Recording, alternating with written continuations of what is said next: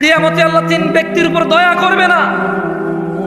এর মধ্যে একজন হচ্ছে যার পায়ের নিচে টাকনুর নিচে প্যান্ট পরে, যে জামা কাপড় পরে, যে জুলাইখা কি কোনোদিন অন্তরে কষ্ট পেয়েছে? আমার বাচ্চার সাথে তো আল্লাহ কথাই বলবে না।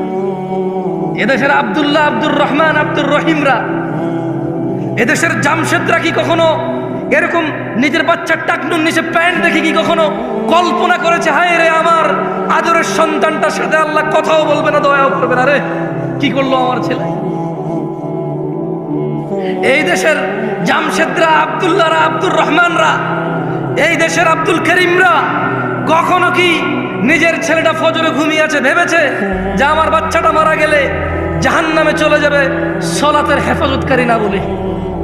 কোনোদিন কি কল্পনা করেছে এই দেশের আব্দুল করিমরা? বলেছে? বলেন তো।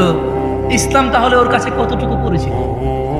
ও ইসলামকে কতটুকু জানে? কিভাবে জানে ইসলামকে সে? আমাকে কি একটু বলতে পারেন আপনারা? যে দেশের ভ্যান ড্রাইভার, রিক্সার ড্রাইভাররা সারা দিন কষ্ট করে 800 টাকার জন্য, অথচ ফজরের 2 রাকাত সুন্নত দুনিয়াতে যা আছে এর চাইতে বেশি, সে ফজরের 2 রাকাতে যায় না 800 টাকার পিছনে। কোনদিন কি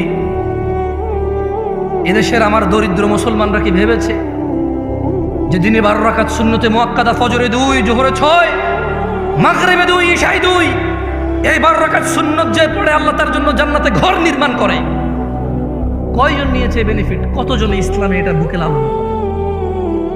আমরা ইসলামকে কিভাবে জানি? শুধু বিয়েতে কবুল আমাদের ইসলাম সম্মত, বাকি বউ যে কাপড় পরে, জামাই যে কাপড় পরে, যেখানে বসে বিয়ে হয়, যে বিয়ে পড়ে, যে উকিল হয়, যে সাক্ষী হয়, সব কিছুতে ইসলাম কোথায়? মুসলমানের বিয়েতে ইসলাম কোথায়? মুসলমানের বিয়েতে ইসলাম কোথায়?